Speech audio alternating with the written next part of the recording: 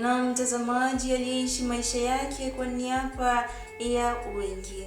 Aliyapigania mengi kwa niaba ya wengi, na alionyesha furaha yake na furaha ya taifa kwa kuvumilia majeraha ya upambanaji na kuyabeba makofi ya taifa kwa ajili ya taifa. Ndiye kuwa siye na siye kuwa ndiye.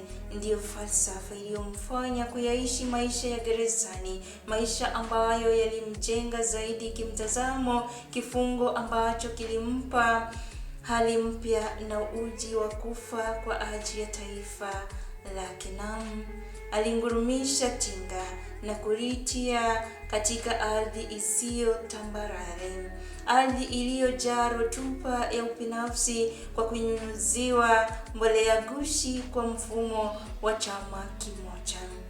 Alilazimika kutumia nyundo ili kuvunja vingi vilivyozunguka shamba hili, jambo ambalo halikuwa rahisi ingawa halijafaulu.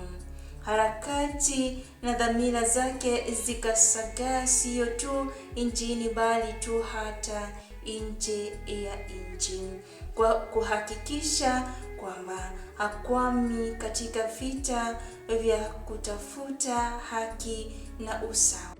Ilimbidi atumie turufu muhimu ya kumpa ushindi, turufu iliyo ya kutabirika, turufu ya kutoeleweka, turufu ya wambo, turufu iliyoleta mageuzi ya demokrasia na ubaguzi wa kimaeneo na kirasilimali, unyanyapaa na ukandamizaji. Ulihitajika kikao cha walio na busara ili kupata utatuzi, na hapa alihitajika mwendesha kikao mwenye msimamo, mwendesha kikao jasiri aliye na uchungu wa taifa.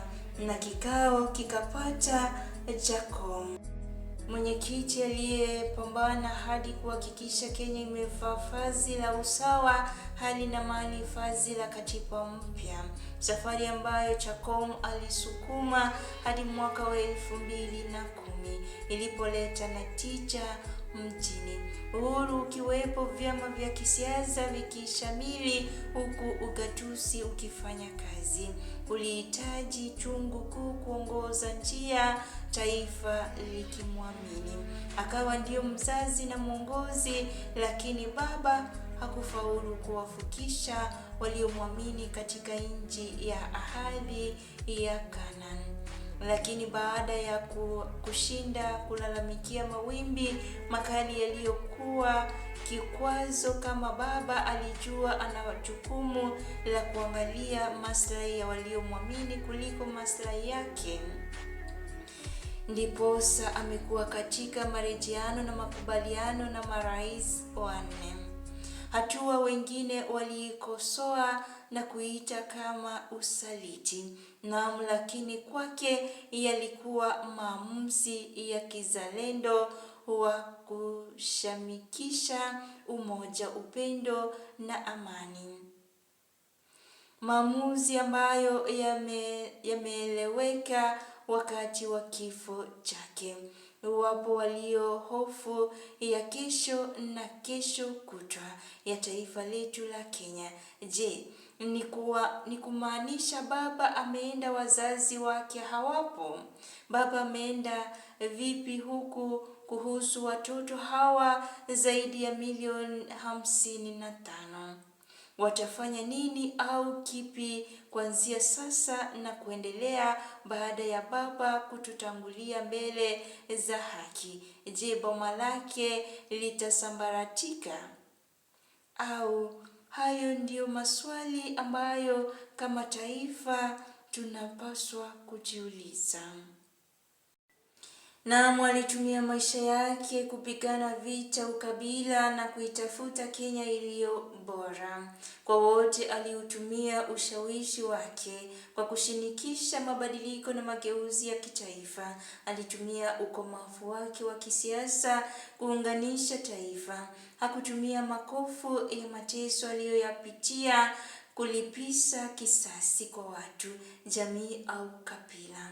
Alitumia pumzi yake kufanya kila alichoamini kilicho jema kwa taifa. Kama alivyopewa jina la kweli, ndivyo ukweli ulivyomjenga na kuaminika, na ndivyo ukweli ulivyomponza na kuonekana adui wa maendeleo na ustawi wa taifa.